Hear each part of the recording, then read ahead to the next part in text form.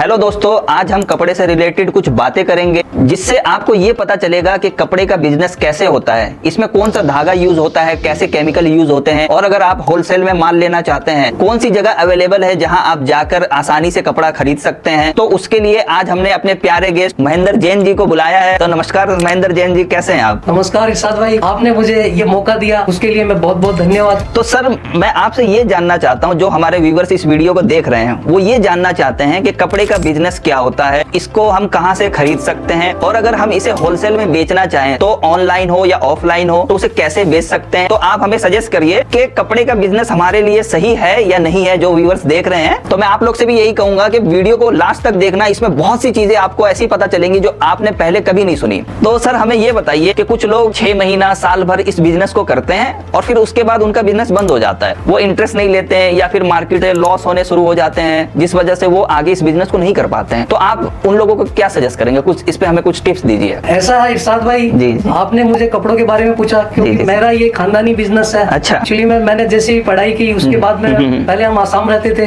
अच्छा। वहाँ हमने रेडीमेड गारमेंट्स का बिजनेस था। अच्छा अच्छा। आसाम में सर कौन सी जगह? आसाम में हम नौगांव थे। अच्छा। तो हमारे क्या मोस्टली यही होता था कि जो भी बिजनेस था ये कपड़ों का था। कपड़ों का बिजनेस करने का मेन रीजन ये है कि जी। कपड़े कभी खराब नहीं होते हैं। अच्छा। इनकी क्या जी, जी, long बिल्कुल, life होती बिल्कुल। है। तो ये तो एक बिजनेस समझ ही रहे हो। इसके बाद में रोटी कपड़ा और मकान ये एक ऐसा व्यापार है जो रेगुलर चलता रहेगा, जी, जी। 12 महीने चलता है। बिल्कुल। वैसे अब आपने ये क्वेश्चन पूछा कि होलसेल वगैरह करना है, बिजनेस जी, जी। क्यों हो जाते हैं। बिजनेस फ्लॉप होने के कुछ रीजन ये भी है, जैसे अभी होलसेलर वगैरह कर रहे हैं तो एक तो उधार का कोई लिमिटेशन नहीं है। अच्छा। जैसे आप कपड़ा सेल कर रहे हो हाँ। तो उसमें आपको एक टाइमिंग पीरियड रखना पड़ेगा कि भाई मेरे को इस टाइम में आप पेमेंट दे दोगे तो फिर मैं आगे माल दे तो पाऊंगा। सर, इसमें कितना मिनिमम टाइमिंग होता है, कितने महीने की उधारी चलती है? ऐसा देखो, उधारी तो चलने को तो कुछ नहीं है। जब हम स्टार्टिंग में आए थे तो उस टाइम हमारे 7 दिन का और 15 दिन का बिजनेस साइड चलता था। अच्छा। पर अब जैसे जैसे आजकल जो टाइमिंग हो गया, नए नए यंगस्टर लड़के आ रहे हैं तो उनको कोई टाइमिंग का कोई हिसाब नहीं है। अच्छा। तो वो खाली सेल के चक्कर में, वो खाली माल सेलिंग के चक्कर में, अपनी फैक्ट्री को चलाने के चक्कर में पेटियों पे पेटियां जैसे कार्टून के कार्टून लगा रहे हैं। अच्छा। तो उस केस में क्या होता है, 1 लाख रुपए का माल दिया, जी। पार्टी आपको 10,000 दे रही है, पार्टी को डिमांड से ज्यादा माल मिल रहा है। तो सबसे पहले आपको ये करना होगा जी। कि मैं डिमांड ऑफ सप्लाई, आप हमेशा डिमांड बना के रखो। अच्छा। बिजनेस में तो उस केस में आप आगे जाओगे और उसमें आपका बिजनेस भी अच्छा चलेगा जी, जी। और व्यापार रेगुलर चलता रहेगा। अच्छा सर, हमें एक चीज ये बताइए कि कुछ पार्टियां जो होती है माल तो उठा लेती है फैक्ट्रियों से, लेकिन जब पेमेंट की बारी आती है, क्योंकि फैक्ट्री वाले को भी आगे अपने लेबरों को देना है, अपने केमिकल वालों को देना है, जहां से उनका धान आ रहा है, कपड़े के रोल आ रहे हैं, वहां उन्हें पेमेंट करनी होती है। पार्टी तो माल लेकर चली जाती है, लेकिन पेमेंट की जब बारी आती है 30 दिन 45 दिन की, तो वो पेमेंट नहीं करते हैं, जिस वजह से वो मायूस हो जाते हैं। तो इस तरह वो अपने बिजनेस को बंद कर देते हैं। तो सर, आप जो उधारी जो लेके जाते हैं वो उनका क्या रीजन हो सकता है और इन्हें देने का क्या रीजन है? इन दोनों का फर्क क्या है? वो क्यों ले जा रहे हैं और ये क्यों दे देते हैं? ऐसा है साथ भाई, ये एक मेन अपना खुद पे डिपेंड करता है। जैसे हम लोग बिजनेस करते थे तो हमारा जब अभी भी बिजनेस चल रहा है, हमने जो पार्टियां वगैरह ना देख देख करके माल दिया। ऐसा नहीं कि हम रेवड़ी बांट रहे हैं, जैसे भी किसी जो भी आया उसी को माल दे दिया। अच्छा। आपको ये चीज बहुत ध्यान रखनी पड़ेगी, पार्टी की मार्केट में गुडविल क्या है। जैसे आप यहाँ दिल्ली बैठे हो, दिल्ली में आप बाहर माल भेज रहे हो, तो आपको एक बार पार्टी के यहाँ विजिट करना जरूरी है। पार्टी के यहाँ विजिट करोगे तो उसकी पूरी गतिविधि। अच्छा, यानी आपके कहने का मतलब है हमें जाना जरूरी है। जाना जरूरी। अगर हम दिल्ली से अगर केरला भेज रहे हैं माल या बैंगलोर भेज रहे हैं तो हमें एक मर्तबा वहाँ विजिट करना जरूरी है। हाँ। क्योंकि हम फोन पे तो माल दे नहीं सकते, क्या पता सामने वाला हमें ना जानता हो, हम उसे ना जानते हो, पेमेंट कैंसिल कर दे कल को। लेकिन अगर हमें लोकेशन पता होगी तो हम जाके वहाँ से पेमेंट वसूल सकते हैं। ये भी एक आपका कहने का मतलब है सर, पेमेंट ले सकते हैं वहाँ से। वो चीज है, वो आपको बहुत जरूरी है। जी। आपको बिजनेस में, जैसे आप यदि गांधीनगर में मार्केट में भी काम कर रहे हो, आप मैन्युफैक्चरिंग कर रहे जी, हो। गांधीनगर सर, दिल्ली में? दिल्ली गांधीनगर। अच्छा अच्छा। क्योंकि मैं अपने व्यूअर्स को बता दूं कि सर अभी हमारे साथ दिल्ली में बैठे हुए हैं और सर जहां की बात कर रहे हैं ये गांधीनगर सर दिल्ली में आता है। तो आपको अगर कपड़े से रिलेटिव कोई भी चीज जाननी हो तो आप सर से भी संपर्क कर सकते हैं या फिर आप डायरेक्ट मार्केट भी जा सकते हैं। तो सर ये बताइए कि जो पेमेंट होती है वो पेमेंट अगर कोई हमें नहीं दे रहा है, हमने तो माल बना के पेमेंट सामने वाले को हमने माल भेज दिया, अब वो पेमेंट नहीं दे रहा है, जो मेरा पैसा डूब गया, उसको निकलवाने का कोई तरीका बताइए। देखिए साथ भाई, सबसे पहले आपको, जैसे आप बिजनेस कर रहे हो तो उसमें आप कुछ फॉर्मेलिटी करना बहुत जरूरी है। नंबर 1, आपको सबसे पहले जीएसटी नंबर लेना जरूरी है। अच्छा। जिस फर्म का जीएसटी नंबर है उसी को माल दें। सेकंड नंबर है, आप उनसे ब्लैंक चेक ले सकते हो। तो आप ब्लैंक चेक रहेगा, एक टाइम ऑफ पीरियड डाल सकते हो चेक में। अच्छा। जब आप चेक लेते हो उसमें डेट वगैरह ना डाले। जैसे आपने डेट डाल दी तो वो टाइमिंग जैसे 3 महीने का होता है तो फिर वो एक्सपायर हो जाती है। एक्सपायर हो जाता होगा तो वो आपका बिल्कुल कुछ काम नहीं आएगा। जी जी। तो इस केस में आपको उनका सिग्नेचर करके आपको चेक लेना कंपलसरी है। चेक आप लेकर के उनसे बिजनेस स्टार्ट करो। फिर आप एक उस हिसाब से धीरे धीरे करते करते आपकी पेमेंट यदि नहीं आ रही है तो आपको कानूनी कार्रवाई करनी पड़ेगी। कितना भी हो, देखो बिजनेस पैसों से चलता है, बिना पैसों के बिजनेस नहीं चलता है। आज किसी के घर में कोई भी काम हो रहा है तो आप देखो, जान पहचान से कोई बिजनेस नहीं होता है। बिजनेस के लिए आपको बहुत कुछ चीजें सीखनी पड़ती है। ये सब चीजें हमने हमारे क्या है परिवार में जो चीजें देखी थी हमने, तो उससे हमारे में ये चीजें गट्स आई है। अच्छा, तो ये चीज आपको करना बहुत जरूरी है। अच्छा, तो सर ये बताइए कि आपकी जर्नी कैसे स्टार्ट हुई? आपने क्या सोचा कि मुझे इसी लाइन में, कपड़े लाइन में ही जाना है? आपने और फील्ड क्यों नहीं चॉइस की, जैसे कि जूता हो गया, जैसे कि आज से 25 साल पहले लोग इलेक्ट्रिशियन बनते थे, तो आपने इस फील्ड को ही क्यों चॉइस किया कि मुझे कपड़े में ही जाना है? देखो इरशाद भाई, कपड़े को इसलिए चॉइस करा जी कि कपड़ा एक फैशन है और इसमें क्या है बदलते रहते हैं, और हमें क्या ये स्मार्ट लगा। अच्छा, ये बिजनेस ऐसा लगा कि हम इसको इजी से कर पाएंगे। जी जी। जैसे आपने कोई दूसरा बिजनेस किया तो उस बिजनेस में आपका क्या नुकसान ज्यादा हो पाता है, हो जाता है, क्योंकि खराब हो जाती है। कपड़ा आपका 3 महीने नहीं बिका, कोई दिक्कत नहीं। आप परचेजिंग कम करो। और एक मैं आपको ये चैनल के माध्यम से ये सलाह देना चाहता हूँ कि आप माल का परचेजिंग उस हिसाब से करो कि एक लिमिटेशन होना चाहिए। आपको क्वांटिटी ज्यादा नहीं उठाना है, आपको आइटम देखना है कि आइटम ज्यादा मार्केट में क्लिक करा है, वही वेरायटी आपको रखनी है। तो सर ये बताइए कि अगर कोई यंगस्टर है, कोई यंग मतलब 25-30 साल का कोई लड़का है, तो आप उनको क्या सजेस्ट करेंगे कि कॉटन का कपड़ा पहने या किस टाइप का कपड़ा उनके लिए सही रहेगा? देखो इरशाद भाई, कपड़ा पहनने के लिए कॉटन बहुत कंफर्टेबल होता है। अच्छा। कॉटन कपड़े में क्या है पसीना वगैरह एब्जॉर्ब हो जाता है। अच्छा। और आरामदायक भी रहता है। अच्छा अच्छा। मैं खुद भी क्या है ना। अच्छा, आपकी सर क्या है फेवरेट? आप क्या फॉर्मल पहनते हैं या क्या जींस पहनते हैं, क्या है आपकी फेवरेट? मेरा क्या है मोस्टली प्लेन, ऊपर तो लाइट कलर पहनता हूँ। अच्छा। मतलब पैंट में अपना जींस पैंट वगैरह पहनता हूँ। अच्छा, इस टाइप का मेरा। अच्छा, आपका शौक है। अच्छा अच्छा। तो होप ये वीडियो आपको अच्छी लगी होगी दोस्तों, बहुत मजा आ रहा है सर के साथ बात करने में। तो सर हमें ये बताइए कि कुछ लड़के जो अभी अभी व्यापार में कदम रखे हैं, ठीक है, वो कहते हैं कि सर हमें ऑफलाइन नहीं करना है, हमें ऑनलाइन करना है, तो उन लोगों के लिए आप क्या सजेस्ट करेंगे? वो कैसे ऑनलाइन कर सकते हैं और कितनी पूंजी में कर सकते हैं, यानी कि कितना पैसा लगा के कर सकते हैं? और कुछ लोग ऐसे भी है जो कहते हैं हमारे पास तो पैसा ही नहीं है, हमें बस सस्ता सा कुछ जुगाड़ बता दो जिससे हम अपने बिजनेस को ग्रो कर लें, तो उनके लिए भी आप क्या सजेस्ट करेंगे? ऐसा है इरशाद भाई, देखो आप ऑनलाइन बिजनेस भी कर सकते हो, अच्छी बात है।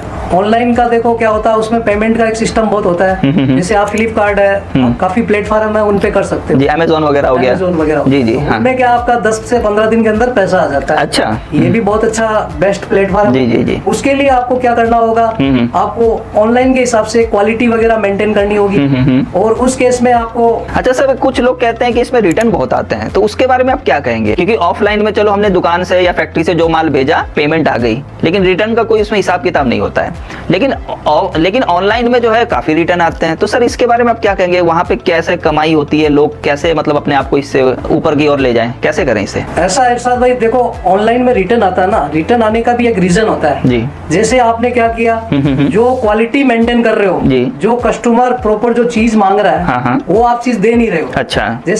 जैसे मेरे को अभी 30 साइज का जींस पैंट चाहिए, तो मैंने आपको 30 साइज का पसंद किया जी जी, पर आपने उसकी जगह मेरे को 32 दे दिया जी जी, 34 का डाल के दे दिया जी। तो मैंने तो अपना जींस पैंट आया, मैंने पहन के देखा ढीला हो रहा है, तो मैं तो भी रखूंगा थोड़ी, बिल्कुल रिटर्न कर देंगे। अच्छा, बड़ा ये चीज है। सेकंड पॉइंट ये होता है, जैसे क्वालिटी वगैरह है, जैसे आप चाहते हो कि सस्ता माल लाऊं, 200 का माल 500 का बेचूं, तो वो चीज नहीं चलती है। अच्छा, ऑनलाइन में नहीं चल सकती। अच्छा, बिजनेस करने से पहले ये चीज, आज की यंगस्टर सब समझदार हो गए हैं। बिल्कुल बिल्कुल, सबको सब कुछ पता है। जानते ही हो जी जी। एक चीज की वैल्यू होती है, जैसे आप जींस पैंट का ले लो, स्टार्टिंग रेंज आप 500 से लेकर 1000 रुपए तक होती है, तो आप भी कपड़े को पहचानते हैं कुछ तो आपको। बिल्कुल बिल्कुल सही बात है। आप सोच रहे हो मैं 200 की जींस ला करके उसकी पॉकेटिंग सही ढंग से नहीं है, प्रॉपर सिलाई नहीं है। अच्छा। उसमें सब कुछ नहीं, मेरा खाली मतलब ऐसा है ना, पीस फोटोग्राफी अच्छी करवा ली, उससे फिर आपका कुछ नहीं होना है। अच्छा। उस केस में आपके रिटर्न ज्यादा आएगा, तो उससे आपको नुकसान हो जाएगा। अच्छा अच्छा, ये चीज। तो अक्सर लोग रिटर्न के ही चक्कर में ऑनलाइन को भी छोड़ देते हैं, तो यही एक वजह हो सकती है, क्योंकि पैसा तो उनको 15 दिन में आ ही जाता है, लेकिन रिटर्न वो झेल नहीं पाते हैं, जो अपनी वो क्वांटिटी मेंटेन नहीं कर पाते हैं। तो सर उसके लिए बताइए, जो चाहते हैं, जो ये कहते हैं हमारे पास तो पैसा ही नहीं है, हम कैसे करें, हमें कोई ऑप्शन नहीं है,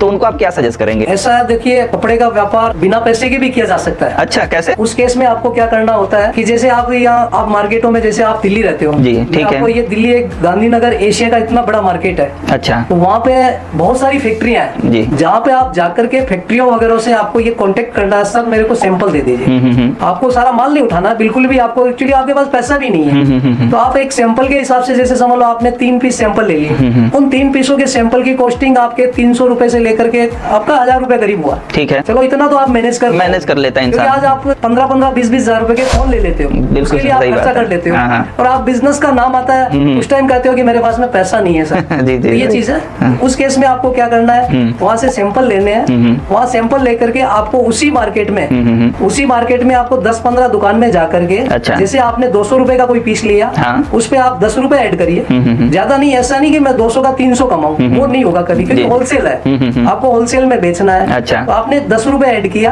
आप उस मार्केट में जाइए, सुभाष रोड वगैरह और काफी बड़ी मार्केट है, जींस पैंट वालों को या कोई भी आइटम आपने लिया तो 10-15 दुकानों पे दिखाइए। आपको एक दुकानदार 10-20 पीस का ऑर्डर देते, ऐसे हमारे कम से कम 40-50 पीस का ऑर्डर बन गया, तो 50 पीस का आपने 10 रुपए से 500 रुपए कमा लिए। अच्छा। तो ये चीज आपको करनी है, तब आप क्या है सक्सेस हो पाओगे, उसमें आपको पैसा लगाना नहीं है। अच्छा। तो होप आपको ये चीजें समझ में आ रही होंगी कि अगर आपके पास बिल्कुल ही पैसा नहीं है तो भी आप अपने दिमाग से, थोड़ी चालाकी से आप भी इस बिजनेस को कर सकते हैं। तो देखिए, करने वाले तो कर ही रहे हैं, इसलिए मैं आपसे कह रहा हूँ इस वीडियो को पूरा देखिएगा, तभी आपको चीजें समझ में आएंगी। तो अंकल जी ये बताइए कि अगर किसी के पास कोई नॉलेज नहीं है, कपड़े की बिल्कुल नॉलेज नहीं, क्योंकि इस पे भी कई तरह के धागे लगते हैं, केमिकल यूज होते हैं, वॉशिंग होती है, तो अगर कोई नया कोई लड़का इस बिजनेस में एंटर कर रहा है तो वो क्या पहले किसी शॉप पे जाके काम करे, किसी फैक्ट्री में जाके काम करे, या वो उसके पास चलो उसने पैसे अरेंज किए 1 लाख रुपए और उसने लगा दिए, तो उसको नॉलेज तो पहले चाहिए, किसी भी काम करने के लिए उसको पहले नॉलेज चाहिए, तो वो नॉलेज कहाँ से मिलेगी उसे? ऐसा है इरशाद भाई, देखो मैं ये कहता हूँ पैसा पहले नहीं लगाना चाहिए, जिनको नॉलेज नहीं है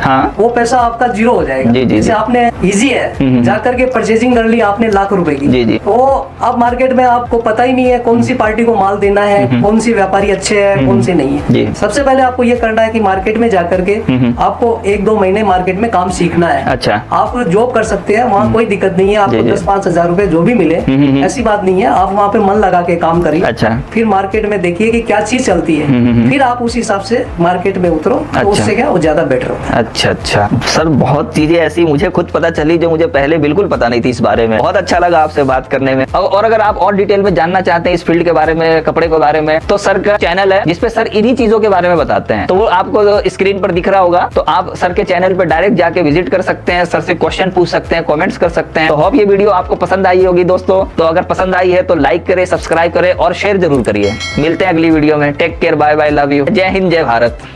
थैंक यू।